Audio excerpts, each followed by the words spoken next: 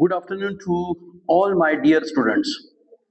आपल्यासाठी Karan sir academy तर्फे तसेच केशवराज कृपा कोचिंग क्लासेस तर्फे उद्या दिनांक 11 मार्च 2026 साठी विज्ञान भाग 1 सायन्स पार्ट 1 साठी आवश्यक असणारे 2, 3 आणि 5 मार्काचे काही महत्त्वाचे क्वेश्चन्स विद्यार्थी मित्रांनो आज आपल्या समोर घेऊन आलेलो आहोत.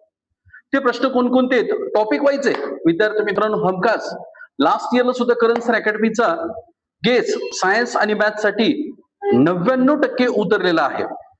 30 ते 32 मार्क विद्यार्थ्यांना डोळे बंद करून पडतात. जर तुम्ही ह्या प्रश्नांचा जर फॉलोअप घेतला, प्रत्येक टॉपिक वाईज काही सिलेक्टिव्हली प्रश्न मी तुमच्या समोर काढून दाखवलेले आहेत. त्याच्या प्रश्नांचा डिटेल्स मी आज तुमच्या समोर दाखवत आहे स्क्रीन रेकॉर्डर मार्फत. तर पहिला टॉपिक आहे विद्यार्थी मित्रांनो, describe there the Kepler's law, the planetary motions are there the base Kepler's law of figure. एक तर दरवर्षी विद्यार्थी मित्रांनो मागच्या 3 ते 4 वर्षापासून सेम अशाच प्रकारचे प्रश्न येतात, ज्याच्यामध्ये केपलर्स लॉ विचारला जातो, केपलरच्या लॉचे प्लॅनेटरी मोशन्स विचारले जातात. त्याच्यानंतर दुसरा प्रश्न आहे difference between the free fall and escape velocity. आता बरेच काही माझे नॉन सेमीचे सुद्धा स्टुडंट्स आहे आणि सेमी आणि इंग्लिश मीडियम सुद्धा असेल. All the students now listen carefully. Here I will explain in their the both medium explain the papers. Now difference between their the free fall and escape velocity. आता इथे विद्यार्थी मित्रांनो मुक्त पतन आणि मुक्ती वेग या दोघांमधला फरक मिनिमम तुम्हाला 2-2, 3-3 पॉइंट्स लिहिणं खूप आवश्यक आहे. Now question number 3, high and low tides occur in their the sea in certain time intervals. समुद्रामध्ये भरती आणि ओहोटी एका ठराविक विशिष्ट वेळेतच होते. याचा एक स्पेशली गिव्ह सायंटिफिक रिझन्स तुम्हाला 2 ते 3 ओळीमध्ये लिहायचं. हे सगळे प्रश्न विद्यार्थी मित्रांनो क्वेश्चन नंबर 2, क्वेश्चन नंबर 3 आणि क्वेश्चन नंबर 4 मध्ये विचारले जाणारे सगळे आयएमपी क्वेश्चन्स आहेत. आणि हे सगळे 30 मार्काला विचारले जाणारे प्रश्न आहेत बेटा. पण हे प्रश्न लिहित असताना तुम्हाला MCQ plus answer in their the one sentence हे पण प्रश्न तुम्हाला फर्स्ट बी मधले कव्हर होण्याचे चान्सेस खूप आहेत. त्याच्यानंतर क्वेश्चन नंबर 2 आहे विद्यार्थी मित्रांनो पिरियडिक क्लासिफिकेशन्स ऑफ एलिमेंट्स. आता याच्यामध्ये काही प्रश्न परत मी तुम्हाला टाकलेले, तसंच 3 ते 4 प्रश्न आहेत. Structure of modern periodic law हा 5 मार्काचा प्रश्न आहे. आता याच्यामध्ये मिनिमम किती पॉइंट्स लिहिणं आवश्यक आहे? 10 ते 15. एकदम डिटेल्स विद्यार्थी मित्रांनो याच्यामध्ये मी तुम्हाला उल्लेख केलेला आहे बघा या व्हिडिओमध्ये.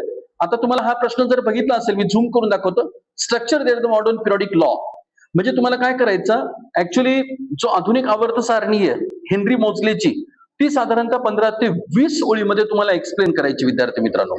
त्याच्यानंतर 3 ते 4 सायंटिफिक रिझन्स मी तुम्हाला दाखवले. याच्यामध्ये metallic character goes on decreasing or increasing हा एक प्रश्न असतो, नेहमी दरवर्षी येतो तो. त्याच्यानंतर दुसरा एक प्रश्न विद्यार्थी मित्रांनो, atomic radius goes on increasing or decreasing from left to right or top to bottoms. म्हणजे अनुचित त्रिज्या वरून खाली येत असताना आणि डावीकडून उजवीकडे जात असताना कमी जास्त प्रमाणात येते. हा एक प्रश्न बऱ्याच वेळेला विचारलेला आहे. Next one, the demerits of Mendeleev's periodic table. आता डिमेरिट्स म्हणजे काय? दोष. द्विमित्री जो मेंडेलिव्ह आहे त्याच्या पिरियडिक टेबलचे तुम्हाला विद्यार्थी मित्रांनो दोष लिहायचे किंवा त्रुटी लिहायचे. Now next one is there in textbook can you tell मधले सगळे प्रश्न थोडे फॉलो करण्याचा प्रयत्न करा. Now question number topic number 3 is here बेटा, केमिकल रिएक्शन्स अँड देअर द टाइप्स. आता याच्यामध्ये सुद्धा काही प्रश्न बघा विद्यार्थी मित्रांनो, मी तुम्हाला क्लिअर दाखवतो. ज्या ज्या विद्यार्थ्यांपर्यंत हा व्हिडिओ जाईल तेवढे जास्तीत जास्त विद्यार्थ्यांपर्यंत शेअर करा, म्हणजे उद्याच्या परीक्षेमध्ये विद्यार्थ्यांना चांगले मार्क्स पडायला बिलकुल कुठेच असं कमी पडणार नाहीये माझे सगळे विद्यार्थी. चौथा टॉपिक आहे, 5वा टॉपिक आहे. अशा पद्धतीने विद्यार्थी मित्रांनो हे 4 टॉपिकचे 5 टॉपिकचे प्रश्न मी तुमच्या समोर दाखवलेले स्क्रीनवरती.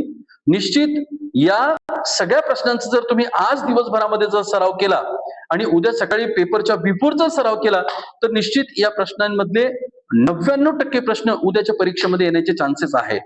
तर हा पुढचा एक प्रश्न बघा. Topic number 6, refraction of light. याच्यामध्ये साधारणतः तुम्हाला 4 प्रश्न दिलेले आहेत बेटा. एक तर लॉ कंपल्सरी येत असतो, त्याच्यानंतर ट्विंकलिंग ऑफ स्टार्स हे पण प्रश्न बघा आतापर्यंत विचारला गेलेला नाहीये किंवा विचारू पण शकतात.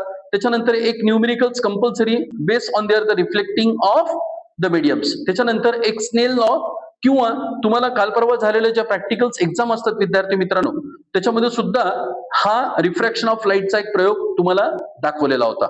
त्याच्यानंतर lens and there the uses. आता याच्यामध्ये साधारणतः 3 ते 4 प्रश्न मी तुम्हाला परत टाकलेले आहेत. म्हणजे याच्यामध्ये तुम्हाला डिस्क्रिप्टिव्ह पण क्वेश्चन्स असतील, डिफाईन पण असतील, डिफरन्स बिटवीन पण असतील, लॉज वगैरे असतील, स्ट्रक्चर असेल, एक्सप्लेनेशन्स असेल. All kinds of they are the questions now include from there the question number 2 to question number 4. अशाच पद्धतीने क्वेश्चन नंबर प्रश्न topic number 7, topic number 8, topic number 9 आणि टॉपिक नंबर 10. निश्चित विद्यार्थी मित्रांनो, प्रत्येक टॉपिकचे 4 ते 5 सिलेक्टिव्हली प्रश्न मी तुमच्या समोर काढून दाखवलेले आहेत. निश्चित सर्व विद्यार्थ्यांपर्यंत हे व्हिडिओ तुम्ही आवर्जून पाठवा, जेणेकरून सेमी मीडियम असेल, नॉन सेमी मीडियम वगैरे असतील आणि इंग्लिश मीडियम असतील. All there the students now listen carefully and most of the students now share this video to there the long students. म्हणजे जास्तीत जास्त विद्यार्थ्यांपर्यंत विद्यार्थी मित्रांनो हा व्हिडिओ शेअर करण्याचा प्रयत्न करा, जेणेकरून उद्याचा पेपर विद्यार्थ्यांसाठी अत्यंत सोपं जाईल. आणि पुनश्च एकदा करण सर अकॅडमी तर्फे आणि केशवराज कृपा कोचिंग क्लासेस तर्फे सर्व विद्यार्थ्यांना उद्याच्या पेपरसाठी खूप खूप शुभेच्छा. आणि निश्चित अशाच प्रकारचे व्हिडिओ आपण पुढच्या परीक्षेसाठी निश्चित तयार करून पाठवणार आहोत. थँक्यू.